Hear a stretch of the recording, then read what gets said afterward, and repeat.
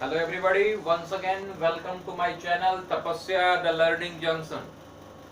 Dear students, I hope all of you are enjoying my video lecture. Today just I am going to present the sixth video lecture on gravitation. पीछे gravitation के ऊपर class 9 के students के लिए हमने 5 video lecture provide किए हैं. अगर आप हमारे वीडियो लेक्चर्स को सीक्वेंस में देख रहे होंगे तो डेफिनेटली सारी चीजें आप समझ पा रहे होंगे, और अगर कहीं पे भी कोई डाउट हो तो डेफिनेटली आप हमें कमेंट करके जरूर पूछ सकते हैं. So let us start. आज हम 5 पॉइंट्स डिस्कस करेंगे आपके साथ. सबसे पहले आज डिस्कस करेंगे भाई क्या क्या ऐसे फैक्टर्स हैं जो फोर्स, जो बायनेट फोर्स लगते हैं, अपथ्रस्ट फोर्स लगते हैं, उसको अफेक्ट करने वाले कौन कौन से फैक्टर्स हैं. सेकेंड, आर्किमिडीज प्रिंसिपल क्या है उसके बारे में डिस्कस करेंगे हम लोग. Application of Archimedes principles discuss करेंगे, और हम ये डिस्कस करेंगे कि भाई कोई भी ऑब्जेक्ट एक लिक्विड में फ्लोट क्यों करता है या सिंक क्यों करता है, प्रिंसिपल ऑफ फ्लोटिंग क्या है, और साथ में डिस्कस करेंगे कि भाई डेंसिटी और रिलेटिव डेंसिटी क्या होता है. इन सारे टॉपिक के ऊपर आज हम आपके साथ डिस्कशन करेंगे. और ये हमारा ये 6 वीडियो लेक्चर कॉन्सेप्चुअल क्लास का लास्ट वीडियो लेक्चर है ग्रेविटेशन के लिए. उसके बाद ग्रेविटेशन के ऊपर जितने भी न्यूमेरिकल्स हैं, एनसीईआरटी, एग्जाम्पलर्स, रेफरेंस बुक, सारे वो हम आगे के वीडियो सीरीज में शुरू करेंगे. So let us start. सबसे पहले factors affecting the bayonet force, यानी कौन कौन से फैक्टर्स हैं जो बायनेट फोर्स को अफेक्ट करती है. सबसे पहले तो बायनेट फोर्स होता क्या है ये समझना है. तो हमने पढ़ा है कि जब भी एक ऑब्जेक्ट एक फ्लूइड में, एक लिक्विड में मर्ज किया जाता है, डाला जाता है, तो उसके ऊपर एक फोर्स लगता है, एक्सर्ट करता है फोर्स वो लिक्विड, वो फ्लूइड. किधर फोर्स लगता है? अपवर्ड डायरेक्शन में. ऑलवेज रिमेंबर, वो फोर्स किधर लगता है? अपवर्ड डायरेक्शन में. उसे ही हम लोग क्या कहते हैं? अप थ्रस्ट फोर्स कहते हैं. अप थ्रस्ट, अप मतलब ऊपर, ऊपर की तरफ लगने वाला फोर्स, अप थ्रस्ट फोर्स, या फिर हम उसे बायनेट फोर्स के नाम से जानते हैं. राइट. दो बातें याद रखनी है कि ये बायनेट फोर्स को अफेक्ट करने वाला 2 फैक्टर है. तो सबसे पहले यही डिस्कस कर लें कि कौन कौन से फैक्टर्स अफेक्टिंग बायनेट फोर्स. तो याद रखना है केवल 2 फैक्टर्स हैं जो अफेक्ट करते हैं. सबसे पहला फैक्टर है कि भाई आप एक ऑब्जेक्ट को एक लिक्विड में जब डाल रहे हो तो भाई कितना वॉल्यूम उस ऑब्जेक्ट का उस लिक्विड में इमर्ज्ड है. तो वॉल्यूम ऑफ ऑब्जेक्ट, पहला फैक्टर क्या है? Volume of object immersed in the liquid. Right. सबसे पहला फैक्टर क्या है कि how much volume of that object has been immersed in the liquid. आपके ऑब्जेक्ट का कितना हिस्सा उस लिक्विड में इमर्ज्ड हुआ है, यानी अंदर गया है. राइट. द फर्स्ट फैक्ट, कितना फोर्स लगेगा. कौन सा फोर्स? बायनेट फोर्स, यानी अपवर्ड डायरेक्शन में ऑब्जेक्ट के ऊपर जो फोर्स लग रहा है वो फोर्स कितना होगा. That will be dependent upon how much portion of that object had been immersed in the liquid. Is it clear? सबसे पहले बात समझ में आया कि आपके ऑब्जेक्ट का कितना हिस्सा लिक्विड में इमर्ज हुआ है, उसके अकॉर्डिंगली ही आपको ऑब्जेक्ट के ऊपर अपथ्रस्ट फोर्स लगने वाला है. सेकेंड थिंग, दूसरा जो फैक्टर है वो है डेंसिटी ऑफ द लिक्विड. जिस लिक्विड में हमने अपने ऑब्जेक्ट को मर्ज किया है, डाला है, उस लिक्विड की डेंसिटी क्या है. अगर डेंसिटी ज्यादा है, जिस लिक्विड में हमने ऑब्जेक्ट को डाला है उसकी डेंसिटी ज्यादा है, तो अपथ्रस्ट फोर्स जो लगेगा वो ज्यादा लगेगा. जिस लिक्विड में हमने ऑब्जेक्ट को डाला है उसकी डेंसिटी कम है, तो अपथ्रस्ट फोर्स उस ऑब्जेक्ट के ऊपर कम लगेगा. तो ऑलवेज रिमेंबर, जब भी आपसे पूछे कि एक ऑब्जेक्ट को जब हम लिक्विड में, फ्लूइड में, लिक्विड ना कहा कि हम फ्लूइड कहे तभी ठीक है. राइट. यानी जो गैसेस हैं, एयर है, वो भी अपथ्रस्ट फोर्स एक्ट करता है ऑब्जेक्ट के ऊपर, लेकिन गैसेस के द्वारा, एयर के द्वारा जो अपथ्रस्ट फोर्स लगता है वो बहुत ही कम लगता है। कंसीडर इसलिए नहीं करते हम लोग, राइट, इसलिए उसे हम लोग कंसीडर नहीं करते। हम लोग जनरली लिक्विड को कंसीडर करते हैं। लिक्विड के द्वारा जो फोर्स एक्सर्ट होगा वो ज्यादा होगा। क्यों? क्योंकि दूसरा फैक्टर क्या है? Density of the liquid. अब सोचो, एक गैस की जो डेंसिटी है वो बहुत कम होती है, और इसलिए गैस के द्वारा या हवा के द्वारा, एयर के द्वारा जो अपवर्ड फोर्स लगेगा, अपथ्रस्ट फोर्स लगेगा, जो वायलेंट फोर्स लगेगा ऑब्जेक्ट के ऊपर, वो बहुत ही कम होगा, नेग्लिजिबल होगा, इसलिए उससे हम लोग कंसीडर नहीं करते, राइट। तो you must have to remember कि एक ऑब्जेक्ट को जब हम एक लिक्विड में या एक फ्लूइड में मर्ज करते हैं तो उसके ऊपर जो फोर्स लगता है, कैसा फोर्स? अपवर्ड डायरेक्शन में जो फोर्स लगता है, जिस फोर्स को हम वायलेंट फोर्स या अप थ्रस्ट फोर्स कहते हैं, वो दो चीजों पे डिपेंड करता है। नंबर वन, कितना पार्ट, कितना वॉल्यूम हमारे ऑब्जेक्ट का उस लिक्विड में मर्ज हुआ है, एंड सेकेंड थिंग, डेंसिटी कितना। जितना ज्यादा वॉल्यूम मर्ज होगा उतना ही ज्यादा फोर्स लगेगा। Is it clear? पहला पॉइंट क्लियर है। दूसरे पॉइंट पे चले आते हैं। दूसरा पॉइंट आर्किमिडीज का सिद्धांत है, आर्किमिडीज प्रिंसिपल, जिसे मैंने यहाँ पे स्टेट किया है। आर्किमिडीज प्रिंसिपल को हमने यहाँ पे लिख दिया आपके लिए। क्या लिखा है जरा पढ़िए इसे। When an object is wholly or partially immersed, एक ऑब्जेक्ट को पूरी तरीके से या आंशिक रूप से हम एक लिक्विड के अंदर इमर्स करते हैं, डालते हैं, it experiences a violent force. वह एक्सपीरियंस करता है एक फोर्स। कैसा फोर्स? अपथ्रस्ट फोर्स, जो अभी डिस्कस किया। That force is called violent force, which is equal to the weight of the liquid displaced by the object। जिस ऑब्जेक्ट को हमने उस लिक्विड में मर्ज किया है, वो ऑब्जेक्ट कितना लिक्विड को अपने जगह से हटाया है। जब आप एक ऑब्जेक्ट को किसी भी लिक्विड में डालेंगे तो क्या होगा? उस जगह का जो लिक्विड होगा वो हटेगा। तो कितना लिक्विड वहां से डिस्प्लेस हुआ है, उसका जो वेट होगा उतना ही फोर्स एक्ट करेगा उस ऑब्जेक्ट के ऊपर।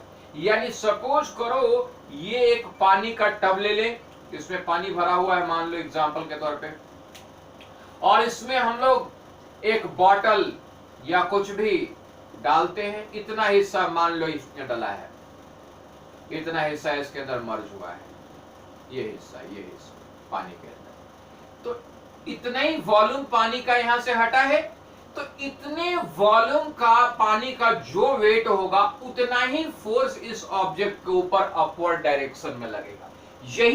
इसी को आर्किमिडीज साहब ने प्रूव किया। क्या कहा कि when an object is wholly, मैंने पूरी तरीके से नहीं इमर्ज किया है, हमने पार्शियली किया है, और partially emerged in a liquid, it experiences a violent force. इसके ऊपर एक फोर्स लगता है which is equal to the weight of the liquid displaced by that object।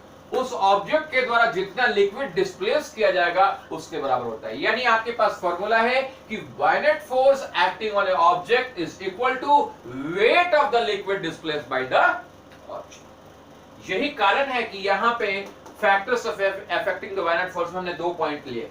एक कि वॉल्यूम ऑफ द इमर्ज, जितना आपका ऑब्जेक्ट का पार्ट जितना वॉल्यूम इमर्ज हुआ है उतना ही तो लिक्विड डिस्प्लेस होगा।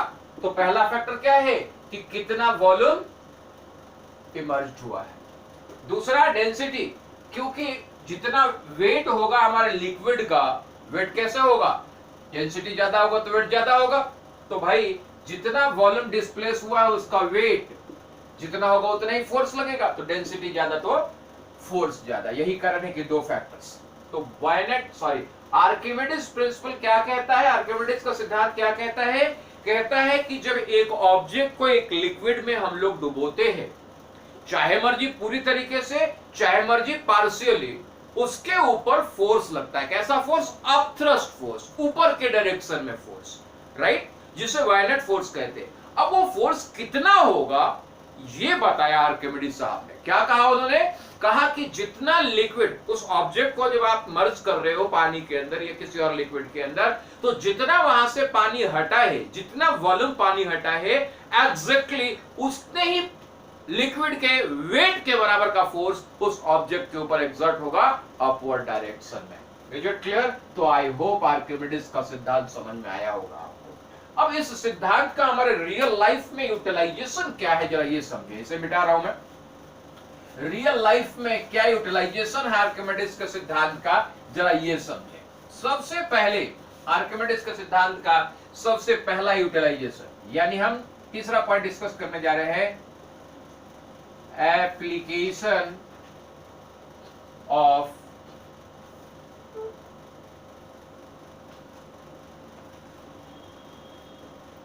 Archimedes principal. Right, Archimedes principal का एप्लीकेशन। क्या क्या एप्लीकेशन है? द फर्स्ट एप्लीकेशन, सबसे पहला एप्लीकेशन मैं आपको बता दूं कि भाई आप इस एप्लीकेशन का इस्तेमाल कर सकते हैं रिलेटिव डेंसिटी पता करने के लिए। पहला, to find relative, board pen, okay, relative density of an object. किसी ऑब्जेक्ट का अगर रिलेटिव डेंसिटी पता करना है तो हम लोग आर्किमिडीज सिद्धांत का इस्तेमाल करते हैं। By making the utilization of Archimedes principle हम लोग रिलेटिव डेंसिटी पता करते हैं। सेकंड, इसका यूटिलाइजेशन, इसी सिद्धांत का इस्तेमाल used in hydrometer. Do you know hydrometer? Hydrometer, hydrometer जानते हो आप लोग? हाइड्रोमीटर एक डिवाइस है। हाइड्रोमीटर किस लिए यूज होता है? यूज्ड इन हाइड्रोमीटर किस लिए? For finding density of an object.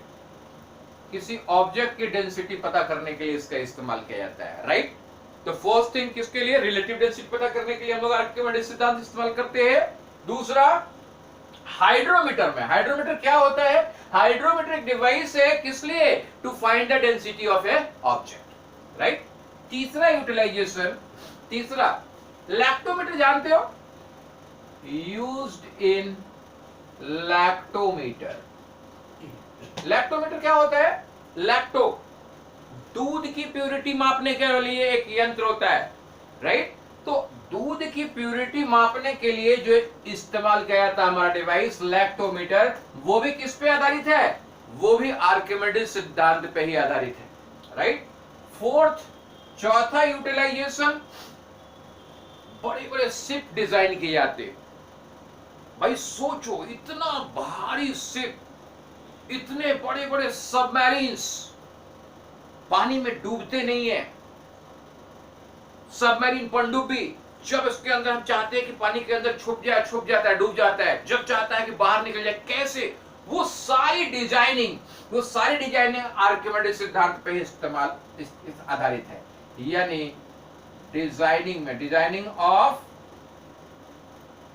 Submarine and ships, बड़े बड़े जो शिप्स होते हैं, सबमरीन्स होते हैं, उनकी डिजाइनिंग में भी किसका इस्तेमाल किया जाता है? आर्किमिडीज के सिद्धांत का इस्तेमाल किया जाता है। तो आई होप कि यहां तक का कॉन्सेप्ट क्लियर होगा, कोई डाउट नहीं होगा आपको। राइट, इसे मिटा रहा हूं। अब इसके बाद जो पॉइंट आपके साथ डिस्कस करना है वो है कि भाई एक ऑब्जेक्ट फ्लोट क्यों करता है और सिंक क्यों करता है। यानी एक ऑब्जेक्ट एक लिक्विड में डूब क्यों जाता है और एक ऑब्जेक्ट लिक्विड में तैरता क्यों है। राइट, तो यू मस्ट रिमेंबर क्या फैक्टर्स है इसका, क्यों डूब जाता है और क्यों तैरता है। तो आर्किमिडीज साहब ने क्या कहा? आर्किमिडीज साहब ने कहा कि भाई एक ऑब्जेक्ट जब एक लिक्विड के अंदर मर्ज होता है पार्शियली या फुली, तो उसके ऊपर वायलेट फोर्स लगता है, अपथ्रस्ट फोर्स लगता है। लेकिन क्या आप जानते हो कि उसके ऊपर एक डाउनवर्ड फोर्स भी लग रहा है? कितना? उसके वेट के बराबर। यानी एक ऑब्जेक्ट को जब आपने लिक्विड में मर्ज किया है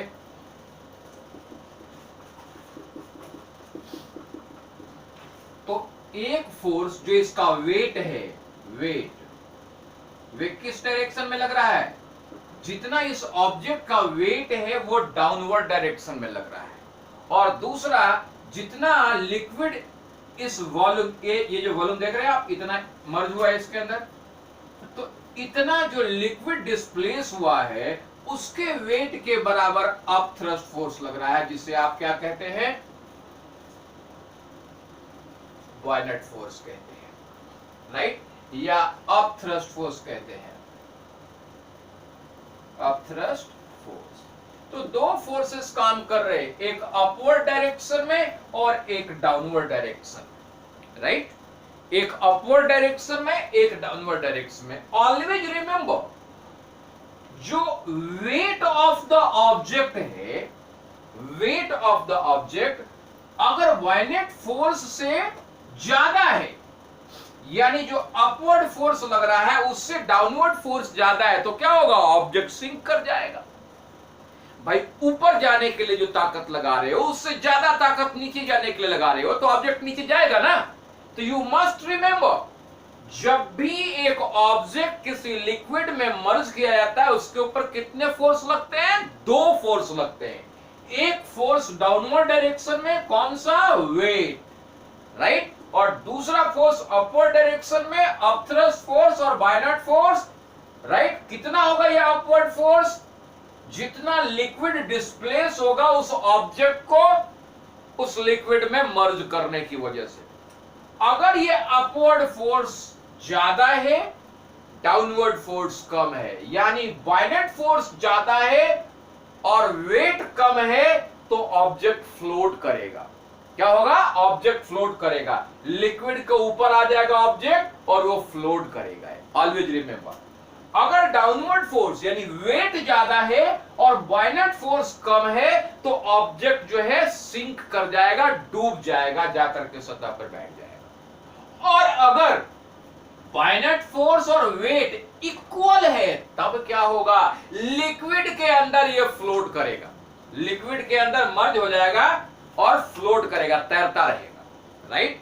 मस्ट रिमेंबर, ध्यान ये रखना है कि जब भी डिस्कशन होगा कि एक ऑब्जेक्ट फ्लोट क्यों करता है, सिंक क्यों करता है, तो सबसे पहले यही बताना है कि जब भी एक ऑब्जेक्ट को एक लिक्विड में मर्ज करेंगे, पार्शियल या फुली, तो क्या होगा, उसके ऊपर दो फोर्स लगेंगे, एक उसका वेट जो डाउनवर्ड डायरेक्शन में होगा और दूसरा अपवर्ड डायरेक्शन में up thrust force, bayonet force. कितना लगेगा, जितना लिक्विड डिस्प्लेस होगा, राइट।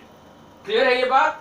अब ध्यान रखना है कि अगर दोनों फोर्स इक्वल, तो ये लिक्विड के अंदर तैरता रहेगा।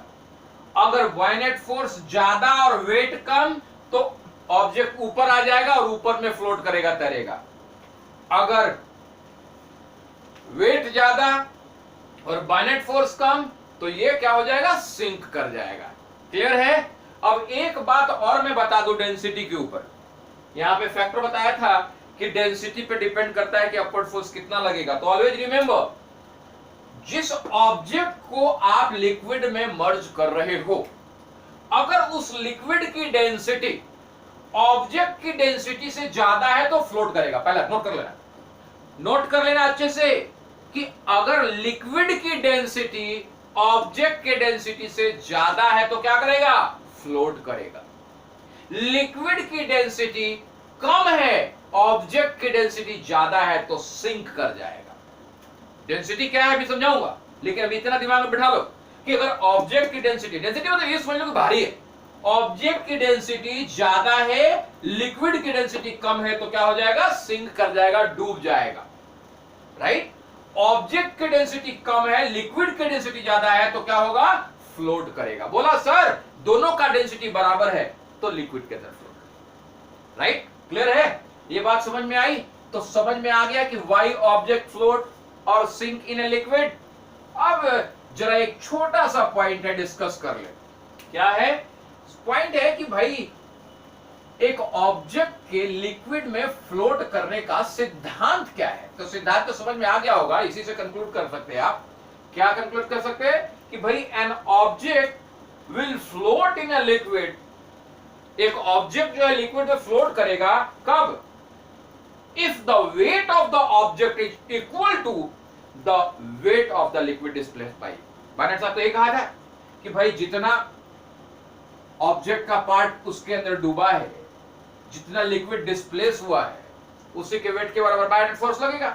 तो सिद्धांत क्या कहता है, यानी प्रिंसिपल ऑफ फ्लोटेशन अगर बात करें, FLOATATI, प्रिंसिपल ऑफ फ्लोटेशन, यानी तैरने का सिद्धांत क्या है, कोई भी ऑब्जेक्ट फ्लोट कब करेगा। तो याद रखना है, सिद्धांत कहता है कि एक ऑब्जेक्ट फ्लोट तब करेगा जब an object will float in a liquid if the weight of the object, सिद्धांत क्या है, weight of object is equal to the weight of liquid displaced by it। जितना लिक्विड डिस्प्लेस कर रहा है वो ऑब्जेक्ट, वो उसके वेट के बराबर है, तो क्या होगा, वो फ्लोट करेगा, राइट। तो यही सिद्धांत है। प्रिंसिपल ऑफ फ्लोटेशन क्या कहता है कि an object will float in a liquid if the weight of the liquid is equal to the weight of the liquid displaced by that object. Weight of the object is equal to the weight of liquid displaced by it, right. Clear है, समझ में आया ये बात, यही सिद्धांत है। इसका मतलब यह है कि वेट ऑफ द ऑब्जेक्ट अगर कम हो वेट ऑफ द लिक्विड से, तो और ऊपर उठ के फ्लोट करेगा। क्लियर है, चलिए, तो ये था प्रिंसिपल ऑफ फ्लोटेशन। अब जरा डिस्कस कर ले लास्ट पॉइंट इस चैप्टर के, ग्रेविटी के चैप्टर का लास्ट पॉइंट डिस्कस करें। लास्ट पॉइंट है डेंसिटी। डेंसिटी बहुत हम लोग डिस्कस कर रहे थे, बार बार डेंसिटी शब्द का जिक्र कर रहे थे कि भाई डेंसिटी, ये डेंसिटी होता क्या है, इसको डिस्कस करें। What is density? तो भाई डेंसिटी का हिंदी है घनत्व। तो याद रखना, यूं तो डेंसिटी को सीधे शब्दों में कहो, डेंसिटी का मतलब है मास पर यूनिट वॉल्यूम। मास पर यूनिट वॉल्यूम, इकाई वॉल्यूम में। इकाई वॉल्यूम में, वॉल्यूम क्या होता है, जैसे मान लो एक क्यू ले लें, एक स्क्वायर ले लें, 1 मीटर का लंबाई, 1 मीटर का चौड़ाई। अब इस स्क्वायर से क्यू बना दें, यानी ऊंचाई भी 1 मीटर, राइट। तो इस बॉक्स का वॉल्यूम क्या होगा, 1 गुना 1 करेंगे तो एरिया निकलेगा क्यूब स्क्वायर का, और गुना 1 करेंगे तो वॉल्यूम निकल जाएगा, यानी 1 मीटर क्यूब। ये क्या हुआ, वॉल्यूम हो गया इस छोटे से स्क्वायर, सॉरी क्यूब का। तो याद रखोगे, इस क्यूब का जो मास होगा वो क्या कहलाएगा, इसकी density. You must remember what is density. Density is nothing but it is the mass per unit volume. किसी भी ऑब्जेक्ट में इकाई वॉल्यूम में कितना मास है वही उसकी डेंसिटी है, राइट। Is it clear? अब जरा समझने की कोशिश करें, जरा समझने की कोशिश करें कि लोहा का बना हुआ है सुई, और लोहे का ही बना हुआ है सिप। लोहा का बना हुआ है सुई और लोहे का बना हुआ है सिप। लोहे की डेंसिटी भी वही है, और सिप के अंदर जो लोहा इस्तेमाल किया गया उसकी भी डेंसिटी वही है, लेकिन सुई जो है वो डूब जाता है, सिंक कर जाता है, और सिप जो है नहीं डूबता। क्या रीजन है? बड़ा सिंपल सा रीजन है भाई, समझो। हमने नीडल बनाया, सुई बनाया, जिस मटेरियल का, मान लो एग्जांपल के तौर पे, जिस मटेरियल का हमने ये सुई बनाया हुआ है, उसी मटेरियल का एग्जांपल के तौर पे हम सिप भी बना रहे हैं, यानी दोनों के मटेरियल की डेंसिटी सेम है, लेकिन ये जैसा बनाया गया, एकदम सॉलिड बनाया गया, तो इसका जो वॉल्यूम है बहुत कम है, तो इसका मास पर यूनिट वॉल्यूम जो होता है बहुत ज्यादा होता है। सुई का मास पर यूनिट वॉल्यूम क्या हो गया, ज्यादा, जिसकी वजह से पानी में जब डालते हैं इसको, तो जितना इसका सुई का वॉल्यूम है उतना ही पानी यहां से हटाएगा, तो जो लिक्विड हटाएगा, तो लिक्विड बहुत कम हटा पा रहा है। जितना वेट है इस निडल का, उससे कम वेट का लिक्विड हटा पा रहा है, जिसकी वजह से क्या हो जाता है, पानी में डूब जाता है। लेकिन सिप बनाया गया, मटेरियल वही है, मटेरियल वही है, लेकिन इसका शेप ऐसा बनाया गया कि ये जो सिप बना, इसका वॉल्यूम बहुत ज्यादा हो गया, वॉल्यूम बहुत ज्यादा हो गया। वॉल्यूम ज्यादा होने से डेंसिटी क्या हो गई, मैंने डेंसिटी के बारे में क्या बताया, मास पर यूनिट वॉल्यूम, मास बटे वॉल्यूम। वॉल्यूम बहुत ज्यादा है, V बहुत ज्यादा है, तो डेंसिटी क्या हो गया, डेंसिटी कम हो जाएगा कि नहीं, क्योंकि डेंसिटी बराबर मास बटे वॉल्यूम होता है। तो भाई वॉल्यूम बहुत बड़ा बड़ा कर दिया हमने, हमने कैसा किया, खोखला बना दिया। शिप कैसा बनाया, नाव कैसा बनाया, खोखला बनाया, जिसकी वजह से उसका वॉल्यूम, इंटरनल वॉल्यूम बहुत ज्यादा हो गया। जब इसको पानी में हम डाल रहे नाव को, तो ये जो पानी को डिस्प्लेस कर रहा है वो बहुत ज्यादा अमाउंट में पानी को डिस्प्लेस कर रहा है। जितना इस नाव का वजन है उससे भी ज्यादा वजन का पानी ये डिस्प्लेस कर देता है, जिसकी वजह से आपका शिप, जिसकी वजह से आपका बोट, जिसकी वजह से आपका नाव पानी में डूबता नहीं है। जबकि एक मिनट के लिए हम ये मान लें कि ये भी लोहे का, ये भी लोहे का, ये कम वजन का लेकिन ये ज्यादा वजन का, वजन पे, वेट पे डिपेंड नहीं कर रहा है, डेंसिटी पे डिपेंड कर रहा है। ऑलवेज रिमेंबर, सुई, निडल की डेंसिटी बहुत ज्यादा है, और शिप को कैसा बनाया गया, खोखला, अंदर से प्लेट का। वॉल्यूम बहुत बढ़ा दिया गया। वॉल्यूम बढ़ाने की वजह से डेंसिटी, पूरे जहाज की डेंसिटी, लोहे की डेंसिटी नहीं, जहाज की डेंसिटी, शिप की डेंसिटी बहुत कम हो गई।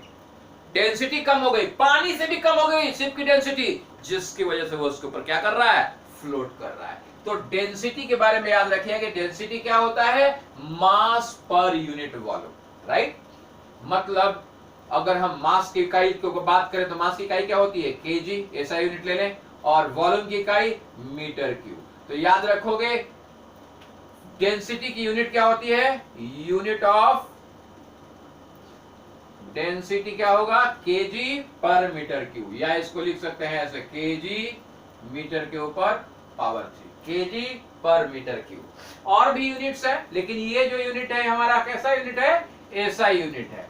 और भी यूनिट इस्तेमाल करते हैं, जैसे आप कह सकते हैं कि केजी पर सेंटीमीटर क्यूब इस्तेमाल कर सकते हैं, इस तरीके से आप इस्तेमाल कर सकते हैं। लेकिन ये ऐसा यूनिट क्या है, केजी मीटर के ऊपर पावर 3, यानी केजी पर मीटर क्यूब, राइट। ये तो डेंसिटी की बात हो गई।